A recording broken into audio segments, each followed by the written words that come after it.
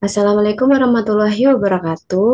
Halo semuanya, selamat datang kembali di Praktikum SPT 2025. Kali ini kita akan membahas modul 4 yaitu tentang Distribution Requirement Planning atau DRP. Nah, sebelum kita memasuki ke perhitungan, alangkah lebih baiknya kita mengetahui apa itu yang dimaksud dengan DRP. Oke, Distribution Requirement Planning.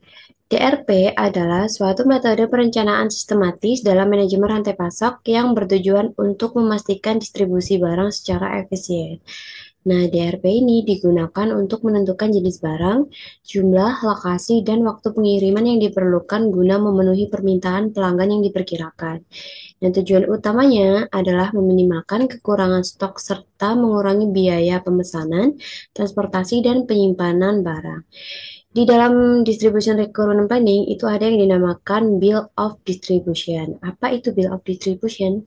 Jadi bill of distribution itu adalah daftar yang menunjukkan struktur jaringan distribusi termasuk hubungan antara pemasok dan pihak yang disuplai di setiap level.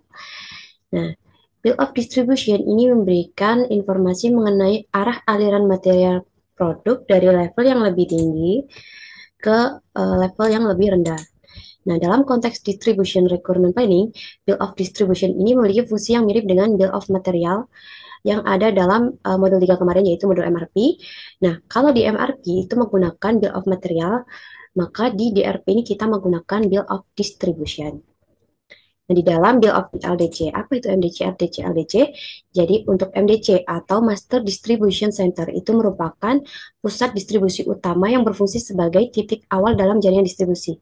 Biasanya MDC ini menerima produk langsung dari pabrik atau pemasok utama dalam jumlah yang besar.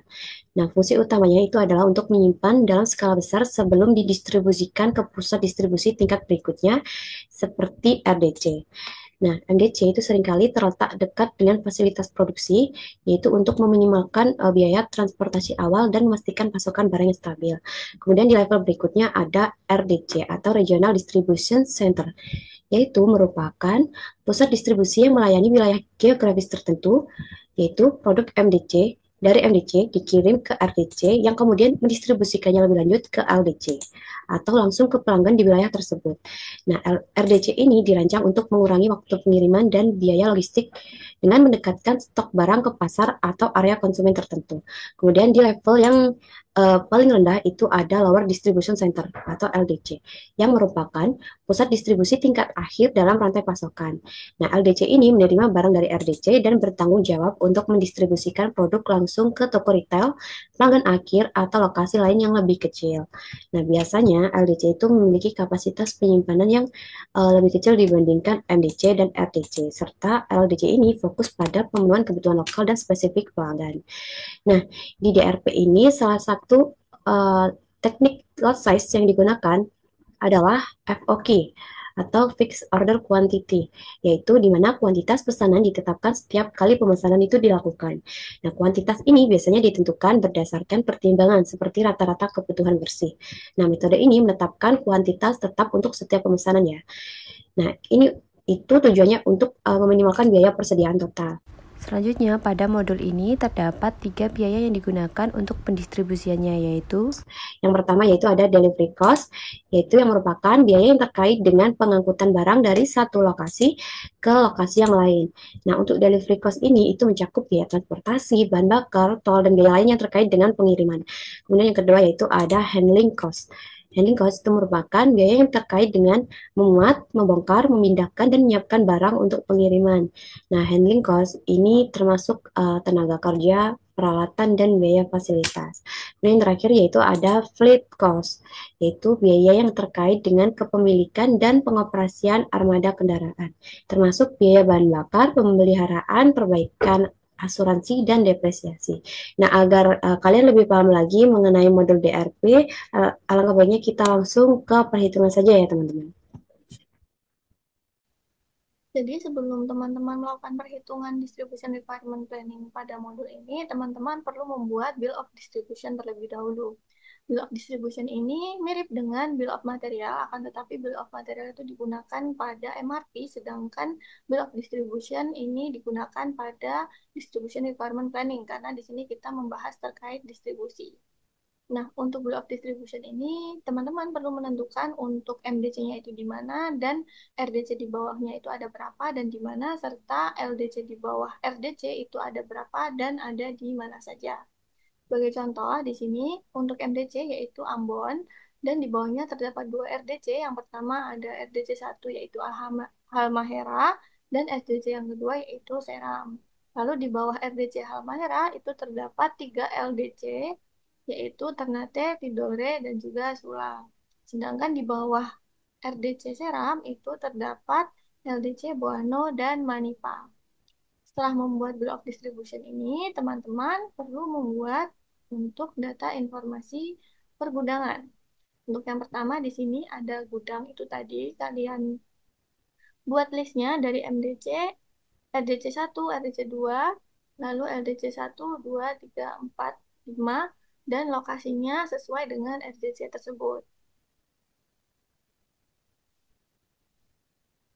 Untuk supply di sini, karena MDC yang ada di Ambon ini berperan sebagai manufaktur, maka jaraknya adalah 0, karena dia di sini berperan sebagai pabrik yang menyuplai ke RDC dan LDC di bawahnya. Lalu di sini RDC yang berlokasi di Halmahera itu memperoleh suplai dari Ambon, RDC 2 yang berlokasi di Seram memperoleh suplai dari Ambon juga. Lalu di LDC 1 ini yang berlokasi di Ternate memperoleh suplai dari Halmahera. Jadi seperti yang ada di Bill of Distribution tadi ya teman-teman. Eh, RDC Halmahera memperoleh suplai dari Ambon, LDC Ternate, Tidore, dan Sula memperoleh suplai dari RDC Halmahera, sedangkan LDC Boano dan Manipa memperoleh suplai dari RDC Seram. Sedangkan yang Halmahera dan Seram ini memperoleh suplai dari Ambon itu tadi. Kemudian setelah menentukan suplainya itu tadi, kita akan mengukur atau mengkalkulasi jarak antara lokasi dengan supply. Jadi dari Halmahera dan Ambon ini jaraknya adalah 541 km. Dari Seram ke Ambon 212 km dan seterusnya sampai dengan Manipa ke Seram. Untuk jarak ini teman-teman bisa cari di Google ya. Kemudian setelah menghitung jarak, di sini akan dilakukan perhitungan untuk lead time. Lead time di sini rumusnya adalah run up jarak dibagi dengan 500 dengan desimalnya adalah 0. Kenapa 500? Jadi di sini asumsinya adalah lead time satu hari itu menempuh jarak sebesar 500 km. Sehingga di sini misalkan untuk Halmahera ke Ambon ini jaraknya 541 dibagi dengan 2, hasilnya kan 1, sekian. Lalu di round up menjadi 2. Lalu di sini dari Seram ke Ambon itu 212 km dibagi dengan 500, hasilnya adalah 0, sekian dan di round up menjadi 1. Selanjutnya untuk project on hand yang di blok kuning dan juga lot size di sini akan diberikan dari data asisten laboratorium masing-masing. Untuk lot size ini kenapa angka? Karena pada modul ini kita menggunakan metode lot sizing fixed order quantity, sehingga untuk nilai dari lot size-nya itu sudah ditetapkan dari awal. Nah, untuk penetapannya ini bisa berdasarkan dari rata-rata net requirement atau yang lainnya. Jadi nanti sudah ketetapan ya teman-teman, karena metode lot sizing yang kita gunakan adalah metode fixed order quantity. Lalu untuk safety stock di sini rumusnya masih sama pada modul seperti modul MRP kemarin, yaitu round up dari standar deviasi demand dikali dengan service level dan dikalikan dengan akar lead time. Lanjut, setelah memperoleh data informasi pergudangan ini tadi, teman-teman akan membuat atau memperoleh data lower distribution center demand. Jadi, demand dari LDC 1, 2, 3, 4, dan 5. Kemudian, ini akan kalian peroleh dari asisten laboratorium masing-masing. Kemudian, kalian total dari masing-masing periode ke samping dan total dari masing-masing LDC ke bawah dan juga rata-rata atau average-nya. Kemudian setelah mengumpulkan data-data informasi pergudangan itu tadi, teman-teman juga akan mengumpulkan data biaya transportasi, di mana di sini untuk distribusinya, teman-teman akan menggunakan tiga jenis kendaraan, yaitu truk CDE, truk Fuso, dan juga truk kontainer dengan masing-masing kapasitas, minimal kapasitas, maksimal kapasitas, fleet cost yang berbeda-beda. Di sini contohnya truk CDE itu kapasitasnya per palet itu adalah sebanyak 10 palet dengan minimal kapasitasnya sebanyak 2 palet dan maksimum kapasitasnya adalah 8 palet. Lalu untuk fleet cost atau biaya dari satu kendaraan itu keluar atau beroperasi adalah 2.500.000. Dengan untuk Trufuso, untuk kapasitas terpalatnya adalah sebesar 10, minimal kapasitasnya 10, maksimal kapasitas 20, dan fleet cost-nya sebesar 5.100.000. Lalu untuk truk kontainer di sini kapasitasnya 10 per palet, dan untuk minimal kapasitasnya 18, maksimal kapasitas 36, dan fleet cost-nya adalah 7.900.000. Lalu untuk handling cost ini sebesar Rp14.500 per palet, delivery cost Rp10.500 per kilometer, dan palet capacity ini sama dengan kapasitas per palet. Jadi ini itu sama dengan ini. Jadi satu palet itu mampu memuat 10 pieces produk. Lanjut, di sini merupakan contoh untuk perhitungan DRP untuk LDC1 Ternate. Di sini untuk bentuk tabelnya mirip seperti pada modul MRP kemarin. Untuk demand-nya teman-teman masukkan sesuai data yang telah diperoleh itu tadi untuk LDC1 Ternate dari periode 1 sampai dengan periode 12. Kemudian lead time-nya juga dimasukkan berdasarkan perhitungan yang ini tadi.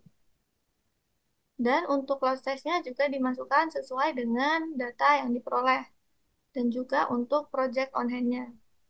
Kemudian di sini safety stock rumusnya sama seperti pada modul MRP kemarin, yaitu run up standar deviasi demand dikali dengan service level dikali dengan akar lead time.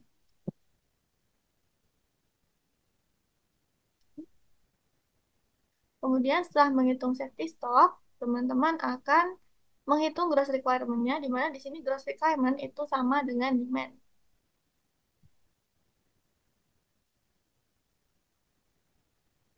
Setelah menghitung gross requirement, kemudian teman-teman akan melakukan perhitungan project on hand, di mana rumusnya sama seperti modul MRP kemarin, yaitu POH periode sebelumnya dikurangi dengan gross requirement ditambahkan dengan porek jika ada.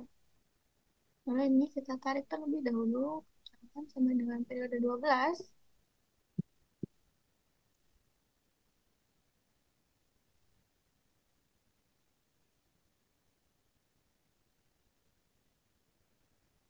Kemudian dilanjutkan dengan perhitungan net requirement, di mana untuk rumusnya sama seperti modul sebelumnya, yaitu safety stock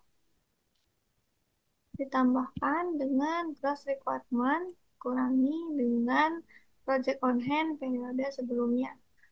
Lalu untuk safety stocknya ini dikunci terlebih dahulu agar bisa ditarik ke kanan. Kita tarik ke kanan sampai dengan ke periode 12. Nah, di sini ini kan karena project on hand-nya itu minus, maka kita harus mengisi untuk foreknya sesuai dengan ukuran lot sizing. Sebagai informasi, di sini untuk porek yang kita isikan dari lot sizing itu karena kita menggunakan metode lot sizing fixed order quantity, maka untuk pengisian porek itu hanya bisa sebesar 80 atau kelipatan 80. Jadi 80, 160, 240, dan seterusnya. Jadi ini karena masih minus 64, maka masih bisa satu kali lot sizing itu 80. Jadi ini kita kunci terlebih dahulu agar bisa ditarik. Ini kita tarik.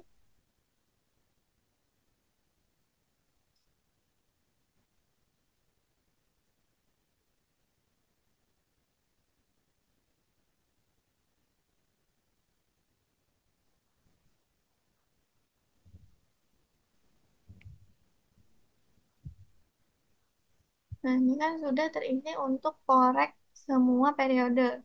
Kemudian di sini diketahui untuk lead time-nya adalah 1. Maka untuk Porelnya adalah satu periode setelah periode tersebut.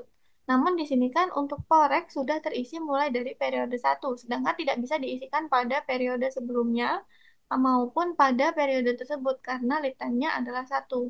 Maka dari itu untuk porek pada periode satu akan masuk ke schedule receipt. Sedangkan untuk porek periode 2, 3 sampai dengan 12 masuk ke porel periode sebelumnya.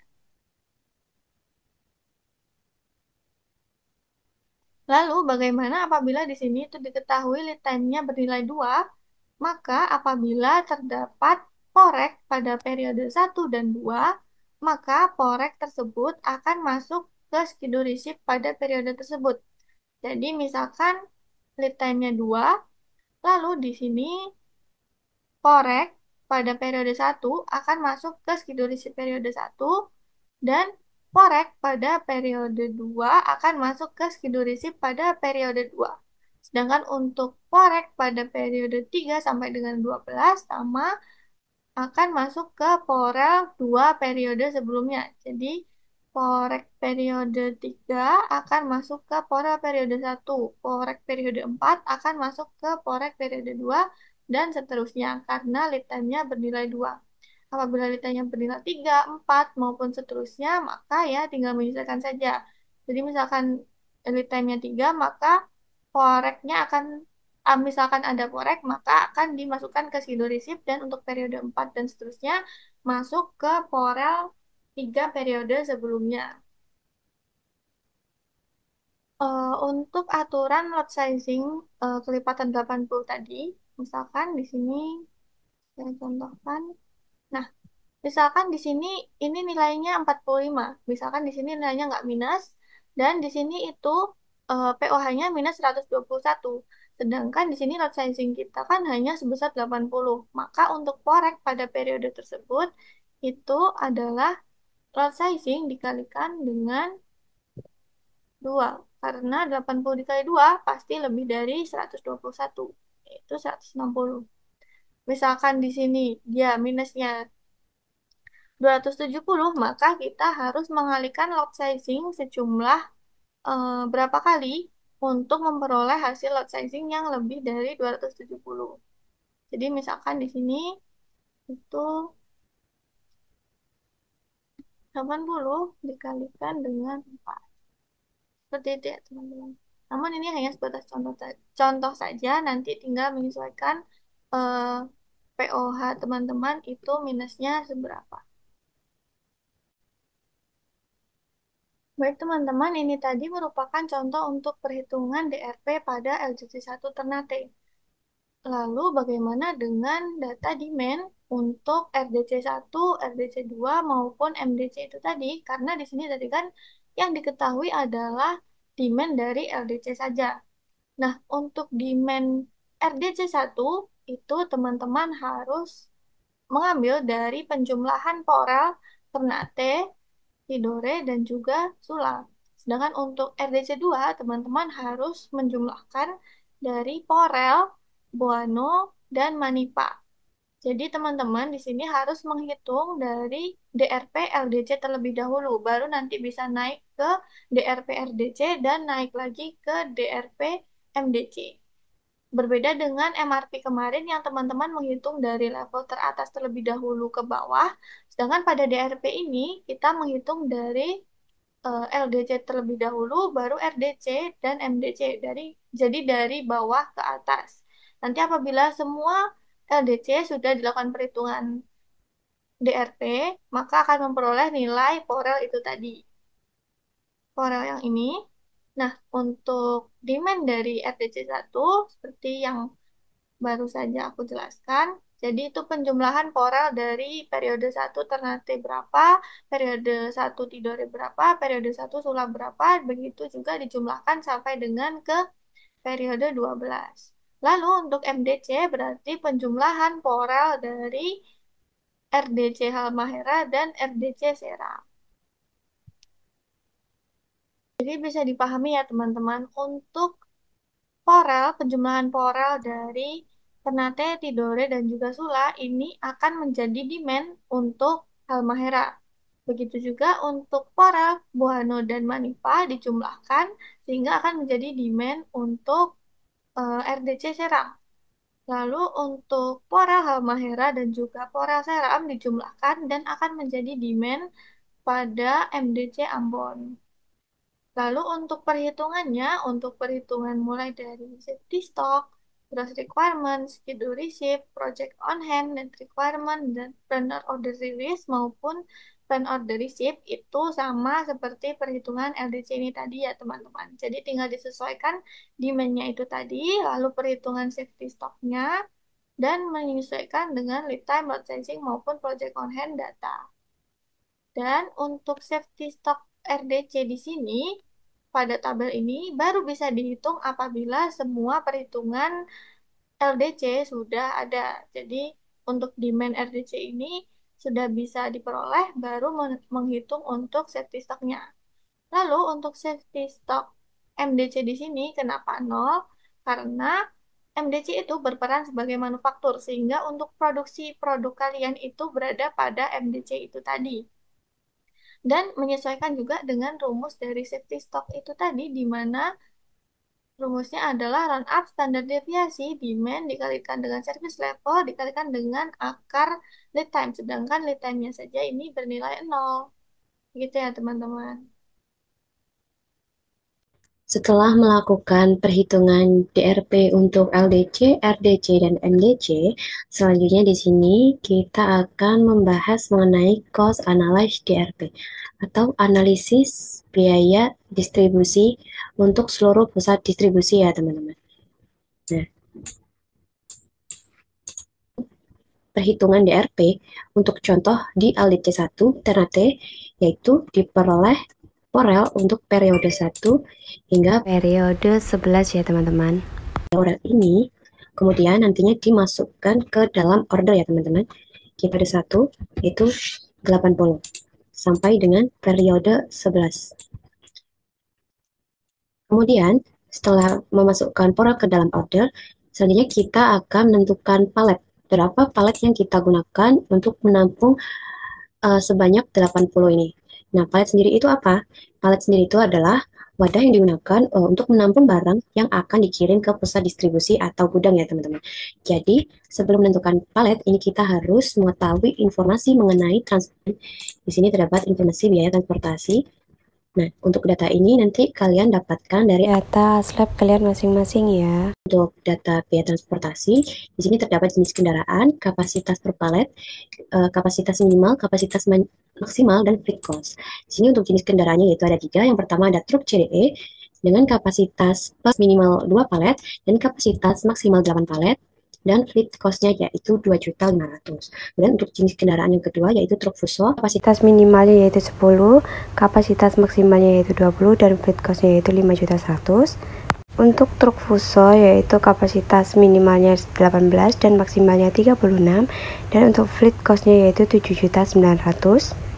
Kemudian handling cost-nya yaitu 14.500 per palet, delivery cost-nya yaitu 10.500 per kilometer, dan palet kapasitinya yaitu 10 pieces per palet, sehingga untuk satu palet yaitu terdapat 10 pieces. Di sini didapatkan order sebanyak 80. Jadi untuk menentukan palet kita menggunakan rumus round up. Order pada periode pertama dibagi. Ini jangan lupa dikunci. Kemudian enter. Sehingga didapatkan untuk palet pada periode pertama yaitu 8 palet. Nah, kemudian kita menentukan kendaraan yang dapat menampung informasi kendaraan tadi ya teman-teman. Nah, di sini kita ketahui bahwa truk CDE dengan kapasitas 10 per palet memiliki kapasitas 8 palet. Ya teman-teman. Jadi untuk periode pertama kita menggunakan truk CDE ya teman-teman. Dengan jumlah 1 kendaraan, 1 truk. Dikarenakan 1 truk ini sudah memenuhi untuk 8 palet. Kemudian untuk jarak ini diperoleh dari data informasi pergudangan yang di LDC 1 yang kan ini kita jangan lupa kunci. Kita diketahui order palet kendaraan jumlah dan jarak, kita menentukan delivery cost, handling cost, dan fleet cost-nya. Untuk delivery cost-nya, yaitu rumusnya sama dengan jarak, yaitu 344 km dengan delivery 500 per kilometer. Nah, ini jangan lupa dikunci. Oke. Dapatkan delivery cost untuk periode pertama yaitu 3.612.000. Kemudian kita menentukan handling cost yaitu sama dengan palet dikali dengan 11.500 per paletnya. Sehingga untuk periode pertama didapatkan handling cost yaitu sebesar 116.000. Kemudian yaitu menentukan fleet cost. Sehingga untuk fleet 3.500.000. Fleet cost-nya hanya satu kendaraan aja ya teman-teman. 500. Kemudian untuk menentukan biaya total yaitu sama dengan delivery cost ditambah fleet cost, yaitu didapatkan total biaya sebesar 6.228.000 untuk periode pertama. Kemudian kita mencari dan seterusnya. Nah, ini sama, masih 8 palet. Dan untuk jumlah dan jaraknya itu juga masih sama. Handling cost-nya ini juga masih sama. Dan kemudian didapatkan biaya total dari periode 1 hingga periode 12. Biaya total untuk keseluruhan di Rp68.508.000. Biaya distribusi ini sama juga untuk LDC 2, 3, 4, dan seterusnya ya teman-teman. Oke. Mungkin sekian penjelasan dari modul 4 mengenai Distribution Requirement Planning. Semoga bermanfaat dan dapat membantu kalian ketika praktikum. Kami akhiri, kurang lebih kami mohon maaf. Wassalamualaikum warahmatullahi wabarakatuh.